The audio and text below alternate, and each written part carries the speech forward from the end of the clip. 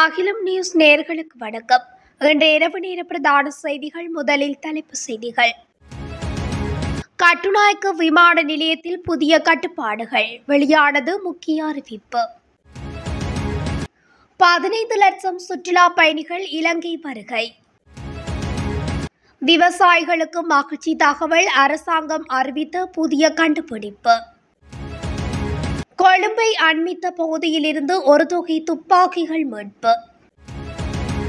நுவரெலியாவில் அஸ்வஸ்ம 2ஆம் கட்ட பதிவுக்கு பொதுமக்கள் நீண்ட வரிசையில் காத்திருப்பு. மாகாண சபை தேர்தல் தொடர்பில் வெளியான புதிய அறிவிப்பு. வாகன இலக்கு தகடுகள் தொடர்பில் வெளியானது அறிவிப்பு. வயல்வெளியில் ஆடையின்றி கடந்த சடலத்தால் பரபரப்பு. தொடர்பன விரிவான செய்திகள். கட்டுநாயக்க பண்டாரநாயக்க விமான நிலையத்தின் புறப்பாடு முனையத்துக்குள் பயணிகளுடன் வருபவர்கள் பிரவேசிப்பதனை மட்டுப்படுத்த நடவடிக்கை எடுக்கப்பட்டுள்ளதாக விமான நிலையம் மற்றும் விமான சேவை நிறுவனம் தெரிவித்துள்ளது.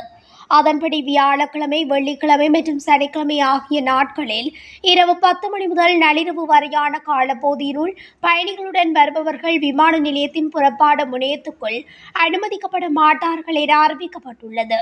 பண்டாரநாயக்க சர்வதேச விமான நிலையத்தில் வேலைப்பளு மிக்க நேரங்களில் பயணிகளுக்கு தாமதமின்றி சேவையை வழங்குவதற்கும் சன நெரிசலை முகாமை செய்வதற்கும் இந்த நடவடிக்கை எடுக்கப்பட்டுள்ளதாக தெரிவிக்கப்பட்டுள்ளது. விமான பயணிகள் மற்றும் விமான நிலையத்தை பயன்படுத்துபவர்களின் வசதி கருதி இந்த நடவடிக்கைக்கு அனைவரும் ஒத்துழைப்பு வழங்க வேண்டும் என விமான நிலையம் மற்றும் விமான சேவை நிறுவனம் கோரியுள்ளது. 2025ஆம் ஆண்டில் இலங்கைக்கு வருகை தந்த மொத்த சுற்றுலா பயணிகளின் எண்ணிக்கை 1.5 மில்லியனை தாண்டியுள்ளதாக இலங்கை சுற்றுலா அபிவிருத்தி அதிகார சபை கூறியுள்ளது. இலங்கை சுற்றுலா அபிவிருத்தி அதிகார சபையின் புள்ளி விவரங்களின்படி 2025 ஆகஸ்ட் 18 வரை மொத்தம் 15,656 வெளிநாட்டு சுற்றுலா பயணிகள் இலங்கைக்கு வருகை தந்துள்ளனர். 2025 ஆகஸ்ட் மாதத்தின் முதல் 18 நாட்களில் மட்டும் 1,32,368 சுற்றுலா பயணிகள் நாட்டுக்கு வருகை தந்துள்ளனர். ஆகஸ்ட் மாதத்தில் வருகை தந்த சுற்றுலா பயணிகளில் இந்தியா, ஐக்கிய ராஜ்யம், ரஷ்யா, ஜெர்மனி மற்றும் சீனா ஆகிய நாடுகளைச் சேர்ந்தவர்கள் முன்னணி சந்தைகளாக உள்ளதாகவும் சுற்றுலா அபிவிருத்தி அதிகார சபை தெரிவித்துள்ளது. இந்நாட்டில் உள்ள விஞ்ஞானிகள் ஒரு ஹெக்டேருக்கு 12,000 கிலோகிராம் நெல் உற்பத்தி செய்யக்கூடிய புதிய நெல் வகைகளை கண்டுபிடித்துள்ளதாக விவசாய பிரதி அமைச்சர் நாமல் கருணாரத்ன தெரிவித்துள்ளார். இந்த புதிய கண்டுபிடிப்பின் மூலம் நாட்டில் நெல் அறுவடை நிச்சயமாக அதிகரிக்கும் என்று அமைச்சர் வலியுறுத்தினார். குறித்த புதிய வகை நெல் தொடர்பில் கருத்து தெரிவித்த அமைச்சர், எதிர்காலத்தில் நெல் உற்பத்தி அரிசிக்காக மாத்திரம் மட்டுப்படுத்தப்படாது என்று கூறியுள்ளார். இதன்படி நெல்லை விலங்குகளுக்கு உணவளிக்கவும் பிற உற்பத்திக்காகவும் ரொட்டி மாவுக்கு மாற்றாகவும் பயன்படுத்தலாம் என்றும் அவர் தெரிவித்துள்ளார். மேலும் இந்நாட்டின் நெல் உற்பத்தி செயல்முறையை சர்வதேச சந்தை இலக்காக கொண்ட ஒரு செயல்முறையாக மாற்ற வேண்டியதன் அவசியத்தையும் பிரதி அமைச்சர் வலியுறுத்தியுள்ளார். குறித்த மாற்றத்துக்கு 3 முதல் 4 பருவங்கள் வரை கால அவகாசம் அளிக்க வேண்டும் என்று அவர் குறிப்பிட்டுள்ளார். கொழும்பை அண்மித்த அதுருக்கிரிய பிரதேசத்தில் இருந்து ஒரு தொகை துப்பாக்கிகள் கைப்பற்றப்பட்டுள்ளதாக போலீசார் அறிவித்துள்ளனர். அதுருக்கிரிய கொரத்தொட்ட பிரதேசத்தில் இன்று காலை இந்த சம்பவம் பதிவாகியுள்ளது. குறித்த சோதனையின் போது T56 ரக துப்பாக்கிகள் 3 மற்றும் 5 கைத்துப்பாக்கிகள் என்பன மீட்கப்பட்டுள்ளன. போலீசாருக்கு கிடைக்கப்பெற்ற ரகசிய தகவல் ஒன்றை அடுத்து மேற்கொள்ளப்பட்ட திடீர் சோதனை அடுத்து மேற்படி துப்பாக்கிகள் கைப்பற்றப்பட்டுள்ளதாக தெரிவிக்கப்படுகின்றது. சம்பவம் தொடர்பில் அதுருக்கிரிய போலீசார் மேலதிக விசாரணைகளை மேற்கொண்டுள்ளனர்.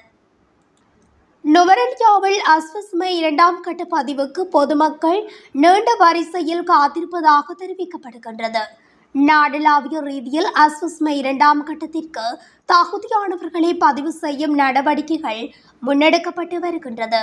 இதுவரை அஸ்வஸ்ம நலன்புரி கொடுப்பனவு கிடைக்கப்பெறாத தகுதியான குடும்பங்களை இனம் காணும் செயற்பாட்டுக்கு அமைவாக இந்த நடவடிக்கை இடம்பெற்று வருகின்றது.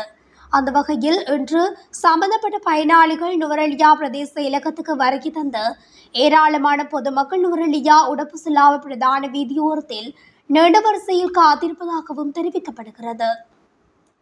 மாகாண சபை தேர்தல் அடுத்த ஆண்டு முதல் 6 மாதங்களுக்குள் நடத்தப்படும் எனவும் அதன் பின்னர் அரசியலமைப்பு திருத்தங்கள் மேற்கொள்ளப்படும் எனவும் அமைச்சர் பிமல் ரட்நாயக்க தெரிவித்துள்ளார்.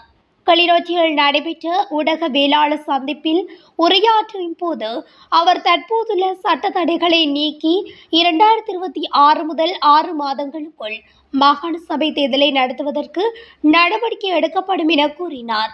2024 நவம்பர் மற்றும் 2025 தேர்தல்களை நடத்தியுள்ளோம். அடுத்த ஆண்டு மாகாண சபை தேர்தலை நடத்துவோம் என நம்புகின்றோம். சட்ட சிக்கல்களை தீர்க்க முயற்சிக்கின்றோம் எனவும் அரசியலமைப்பு திருத்தம் ஒரு விரிவான செயல்முறை எனவும் மாகாண சபை தேர்தலுக்கு பின்னர் இதற்கான விரிவான அரசியல் திட்டத்தை தொடங்குவோம் எனவும் அமைச்சர் மேலும் குறிப்பிட்டுள்ளார். நீண்டகாலமாக நிலுவையில் உள்ள வாகன தகடுகளை வழங்குவதற்காக அமைச்சரவையால் நியமிக்கப்பட்ட கொள்முதல் குழு முறையாக ஏலத்தை திறந்துள்ளதாக மோட்டார் வாகன போக்குவரத்து திணைக்கள ஆணையாளர் நாயகம் கமல் அமரசிங்க தெரிவித்துள்ளார். இந்த குழு முன்வைக்கப்பட்ட விலை மனுக்களை மதிப்பாய்வு செய்து வருவதாகவும் போக்குவரத்து அமைச்சு விரைவில் சிறந்த விநியோகஸ்தரை அங்கீகரிக்கும் என்றும் அவர் தெரிவித்துள்ளார். 2 முதல் 3 மாதங்களுக்குள் அதிகாரப்பூர்வமான சேதமாகாத இலக்கு தகடுகளை வழங்குவதற்கு மோட்டார் வாகன போக்குவரத்து திணைக்களம் எதிர்பார்க்கின்றது. தொழில்நுட்பம் மற்றும் பாதுகாப்பு தரநிலைகள், செலவு திறன், விநியோகத்திறன் மற்றும் விநியோகஸ்தர் நம்பகத்தன்மைக்கு முன்னுரிமை அளிக்கப்படும் எனவும் அவர் குறிப்பிட்டுள்ளார். பிப்ரவரியில் தனிப்பட்ட வாகனங்களுக்கான இறக்குமதி தடை நீக்கப்பட்டதில் இருந்து இறக்குமதி செய்யப்பட்டு பதிவு செய்யப்பட்ட 15,000க்கும் மேற்பட்ட சிற்றுந்து வேன்களும் 80,000க்கும் மேற்பட்ட உந்துருளிகளும் அதிகாரப்பூர்வ தகடுகளுக்காக காத்திருக்கின்றன. தகடுகளுக்கான பற்றாக்குறை காரணமாக மோட்டார் வாகன போக்குவரத்து திணைக்களம் தற்காலிகமாக அச்சிடப்பட்ட அல்லது கையால் எழுதப்பட்ட இலக்கங்களை வெளியிட்டுள்ளதுடன் அவை செல்லுபடியாகும் என காவல்துறைக்கு அறிவுறுத்தப்பட்டுள்ளதாகவும் மோட்டார் வாகன போக்குவரத்து திணைக்கள ஆணையாளர் நாயகம் கமல் அமரசிங்க தெரிவித்துள்ளார். பதுளை கைலக்கூட முதியோர் இல்லத்துக்கு அருகிலுள்ள வயல்வெளியில் இன்று காலை மர்மமான முறையில் இறந்த ஒருவரின் சடலம் ஆடையின்றி கண்டெடுக்கப்பட்டுள்ளதாக பதுளை போலீசார் தெரிவித்துள்ளனர். வயலின் உரிமையாளர் வயலுக்கு வந்தபோது குறித்த நபரின் உடலை கண்டு பின்னர் போலீசாருக்கு தகவல் அளித்துள்ளனர். பதுளை போலீஸ் அதிகாரிகள் சம்பவம் குறித்து முதற்கட்ட விசாரணைகளை தொடங்கியுள்ளனர். இறந்தவர் சுமார் 65 வயதுடைய ஒருவராக இருக்கலாம் என்றும் மரணத்துக்கான காரணத்தை கண்டறிய பதுளை போலீசாரினால் மேலதிக விசாரணைகள் முன்னெடுக்கப்பட்டு வருகின்றதாகவும் கூறப்படுகிறது. இத்துடன் அகிலம் நியூஸின் இன்றைய இரவு நேர பிரதான செய்திகள் நிறைவடைகின்றன. தொடர்ச்சியாக செய்திகளை அறிந்து கொள்ள அகிலம் நியூஸ் ஊடகத்துடன் இணைந்திருங்கள். நன்றி, வணக்கம். அகிலம், மாற்றத்திற்கான மக்கள் குரல். இந்த வீடியோ பிடிச்சிருந்தா லைக் பண்ணுங்க, கமெண்ட் பண்ணுங்க, ஷேர் பண்ணுங்க. மறக்காம கீழே இருக்க பெல் ஐகானை கிளிக் பண்ணுங்க.